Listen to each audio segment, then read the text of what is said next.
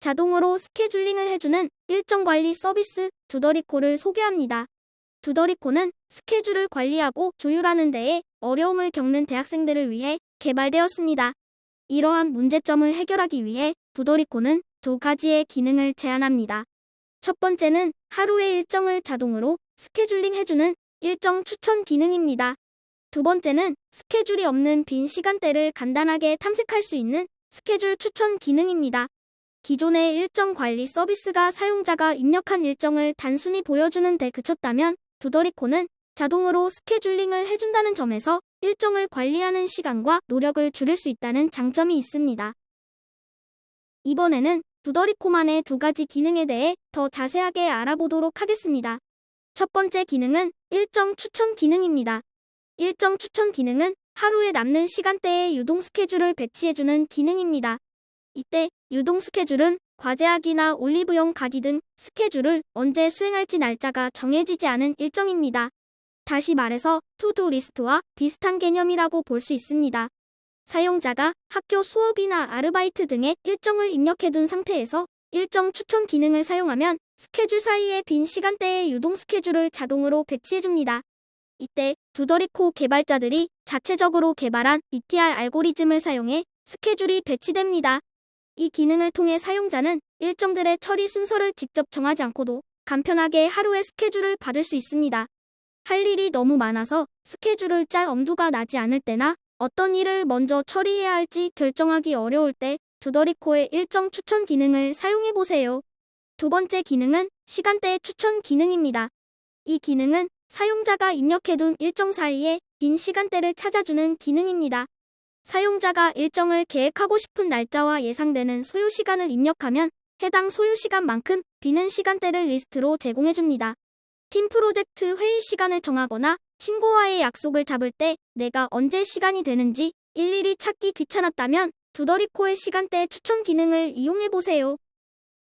마지막으로 일정 추천 기능을 구현하기 위해 개발된 DTR 알고리즘과 두더리코에 사용된 기술 스택에 대해 말씀드리겠습니다.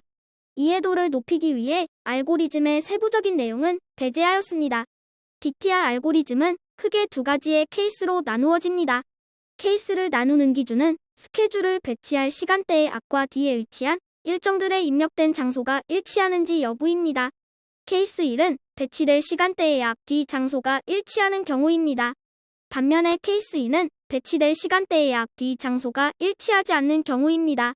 스텝 2에서는 배치할 스케줄을 정렬하고 스케줄의 유형을 분류합니다.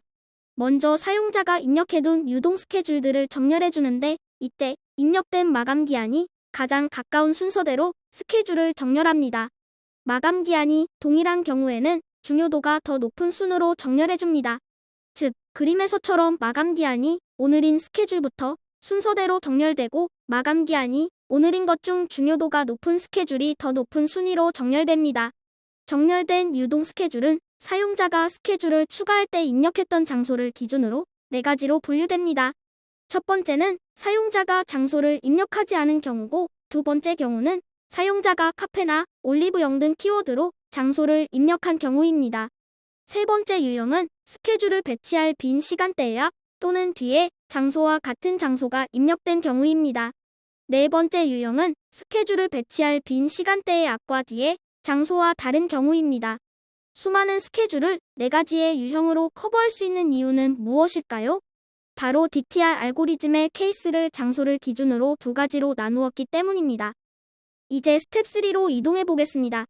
스텝 2에서 4가지로 분류된 유동 스케줄은 스텝 1에서 언급한 케이스 1인지 케이스 2인지에 따라 배치되는 우선순위가 달라집니다. 본격적인 배치를 시작하기 전 빈 시간대에 스케줄을 배치할 때에는 전제 조건이 있는데요. 바로 마감 기한이 오늘인 유동 스케줄이 모두 배치된 후 마감 기한이 오늘이 아닌 유동 스케줄이 배치되어야 한다는 것입니다. 즉, 마감 기한이 오늘인 유동 스케줄들이 먼저 스텝 3를 거쳐 우선 순위에 따라 배치됩니다. 배치할 스케줄이 없다면 마감 기한이 오늘이 아닌 유동 스케줄들이 스텝 3를 거쳐 우선 순위에 따라 배치됩니다.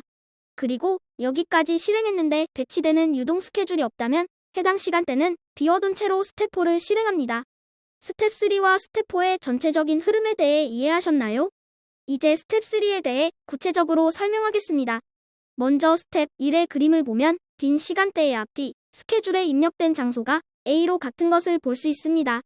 케이스 1에서는 장소가 입력되지 않거나 장소가 A로 입력된 스케줄을 1순위로 빈 시간대에 배치해줍니다.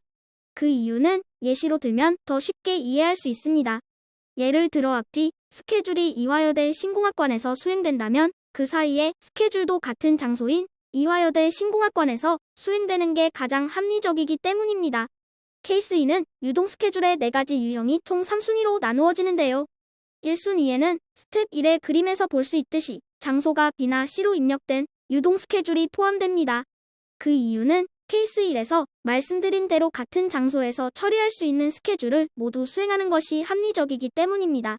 다음으로 2순위에는 2가지 유형이 포함되는데 B에서 C로 이동하는 경로상에서 처리할 수 있는 일정을 수행하며 이동하는 것이 효율적이기 때문입니다.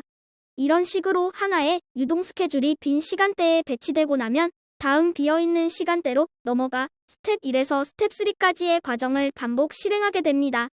마지막으로 두더리코에서 사용한 기술 스택을 보여드리겠습니다. 사용자가 리액트를 통해 구현된 화면에 일정을 입력하면 해당 데이터는 스프링 부트를 통해 DB에 저장됩니다. 그리고 일정 추천 기능을 사용할 때 저장된 일반 스케줄과 유동 스케줄의 정보를 DB에서 가져와 DTR 알고리즘을 수행한 후 추천 결과를 사용자에게 보이도록 합니다. 유동 스케줄을 배치할 때 장소와 장소 사이의 이동 시간을 고려해 가장 효율적인 스케줄을 배치해주는 과정이 DTR 알고리즘에 포함되기 때문에 이 과정에서 Tmap API를 활용합니다. 이상으로 두더리코를 담은 포스터에 대한 설명을 마치겠습니다. 다음으로 두더리코가 동작하는 데모를 보여드리겠습니다.